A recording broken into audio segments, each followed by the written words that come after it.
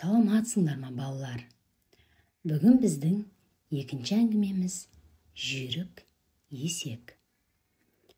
Күн шығысымен есектер ақырын аяңдап жайылуға бет алды. Қалиманың есегі де қатарға ілескені сол екен. Барлығы қоршап алып, сұрақты үсті-үстіне жаудыра бастады. Бірінен кейін бірі жамырап, өткендегі өнеріне түсіне алмадық. Бәрімізден озып кеткенін қалай? Өзің кәрі бола тұра, ешкімге жеткізбедің ғой. Я, шында да, арамыздағы ең арғы сенсің. Сол күні саған көрінбейтін қанат бітті ме? Аяқ асты тез жүріп кеттің ғой. Қалиманың есегі достарына: шынымды айтсам, өзімде байқамай қалдым. Қызықтың бәрі сол күні басталды. Меккеге барарда сендерге ілесуге жарамай, арттарынан әрең жеткенмін. Көтерем болып қалғандай өзімді тым әлсіз сезінгем. Бірақ неге екенін белгісіз, қайтарда маған ерекше бір қуат бітті. Жасарып кеткендей құлшынысым артты. Өзім де түсіне алмай далмын. Осы сәтте көпті көрген қарт есек те өз ойын ортаға салды. Біз туғалы Сағыт ұлдары тайпасына қызмет етіп келеміз. Елерімізді Меккеге апарып тұрамыз. Мекке қаласының тұрғындары сәбилерінің денсаулығын ойлап, тілі де жақсы шықсын деген ниетпен оларды ауылдық жерлерге, біздің тайпаларымызға жібереді. Сондай жас сәбилерді Меккеден алып қайту да біздің мойнымызда.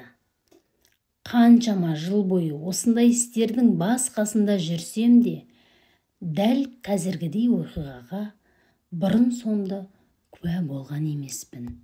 Қайтарда елеріміздің өзі мынау Меккеге бара жатқанда ілесе алмай келе жатқан кәрі есек емес пе деп таңданыстарын жасыра алмады.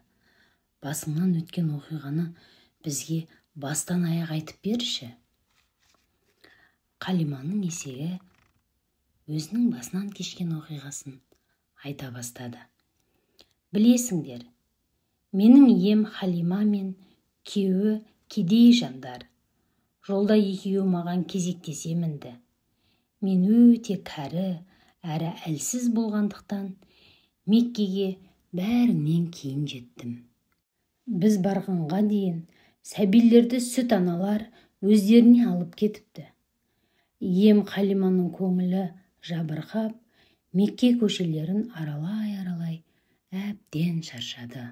Бір уақытта Әбдімүтәліп деген қарт кезікті. Әбдімүтәліп қолындағы жетім немересіне сүт ана іздеп жүргенін айтып, Қалимадан сүт ана болуын өтінді.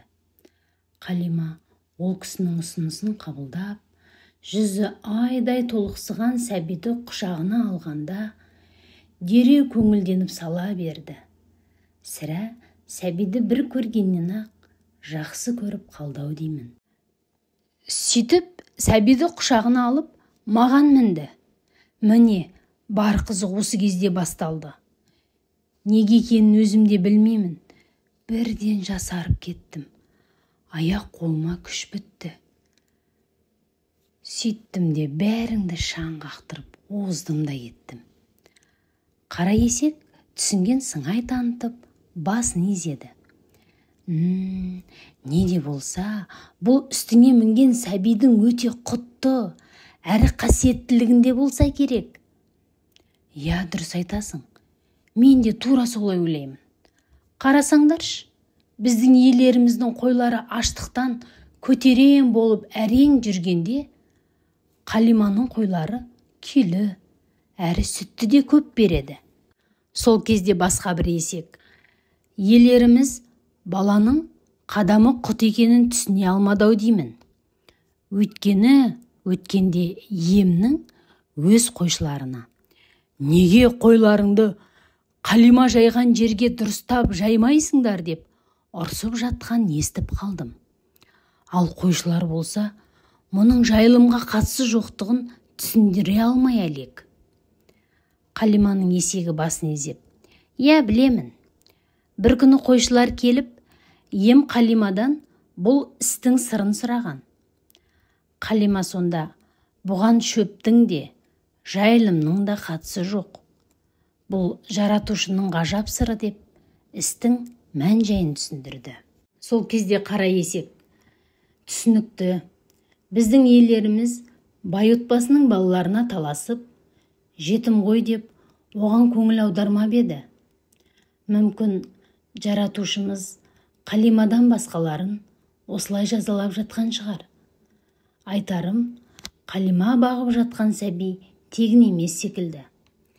Есектер осылай өзара әңгімелесіп тұрғанда, иелері құрғақшылыққа тап болғандықтан тасаттық беріп, жаңбыр тілеп жатыр еді. Сағыт руының жайлауы көптен бері бір тамшы суға зар. Құрғақшылық пен ашаршылық қатар қауіп төндіріп тұр. Бүгін халық басшыларын ертіп жаңбыр тілеуге шыққан. Иелеріміз тасаттық беруге кеткелі бірнеше сағат өтті. Қалай ойлайсыңдар? Жаңбыр жауы мүмкін бе? Жауса жақсы болар еді. Қараңдаршы, құрғақшылық денемізді қуратып барады. Қалиманың малынан басқа бауырларымыздың барлығы қатты арықтап кетті. Суға әбден зар болдық. Есектердің жайылып жүрген жерінен тасаттыққа шыққан адамдар анық көрінеді екен. Айналаны үнсіздік басқан. Бәрі көңілсіз, терең ой құшағында тұр. Бір кезде араларынан бірі тыныштықты бұзды: «Ана жаққа қараңдаршы. Мына келе жатқан әйел Қалима емес пе?» «Иә, сол. Тасаттықты тастап қайда бара жатыр?» «Үйіне бет алды». Тасаттық жасалып жатқан жерге нұр жүзді сәбиді де алып келмекші сияқты. «Айттым ғой, әне қара әкеле жатыр». Күннің ыстығы өтпесін деп сәбидің бетіне ақ мата жауып қойыпты. Ол матаны жабудың да керегі жоқ еді. Қарасаңдаршы, бір бұлт үнемі сәбиді көлеңке түсіріп келеді. Сәби қайда барса, ол да соған ілесіп, күннің ыстығын тигізбеуде. Кішкентай сәбиді не істемекші сонда? Араларынан бірі сәбидің құтты екенін байқап, дұғалары қабыл болу үшін соны алдырған сияқты. Жас құдықтардың бірі: «Көрдіңіздер ме?» деді. Қалима баланы басшыға берді. Ол кісінің даусы осы жерге дейін еркін жетіп тұр. Есектер құлағын тосып тыңдай бастады. Имам: «Уа халайық, мына Қалиманың үйіне құт береке әкелген сәби. Осы періштедей ерекше сәбидің құрметі үшін жауын сұрап, жаратушыға жалбарынайық». Халық нұр жүзді сәбиді араларына алып, алахан жайып, тегіс дұға ете бастады. Дұға аяқталар-аяқталмас, есектердің бірі таңғажайып өзгерісті байқады. «Мәссаған! Нұр жүзді сәбидің үстінен кетпей, көлеңке түсіріп жүрген бұлтқа қараңдар. Барған сайын қоюланып, үлкейіп бара жатыр». Бірнеше минуттан кейін бұлт тегіс аспанды қаптады. Бәрі үмітпен жаңбыр күтуде. Алғашқы тамшылар тырс етіп тама бастағанда, халықтың қуанышында шек болмады.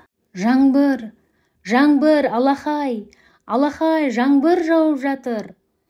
Көптен бері бір тамшы жаңбыр жаумаған аймаққа нұр жүзді сәбидің құрметіне рахым нұры шелектеп тұрып төкті де кетті. Қарт есек Қалиманың есегіне: «Я, мына балада бір өзгешілік бар екені рас. Өзі өте ерекше, әрі нұр жүзді бала екен». Жаңбырдан соң халық көңілденіп, бір-бірімен әңгімеге кірісті. Жаңбыр кейде толастап, кейде үдеп, дәл бір жұма жауды.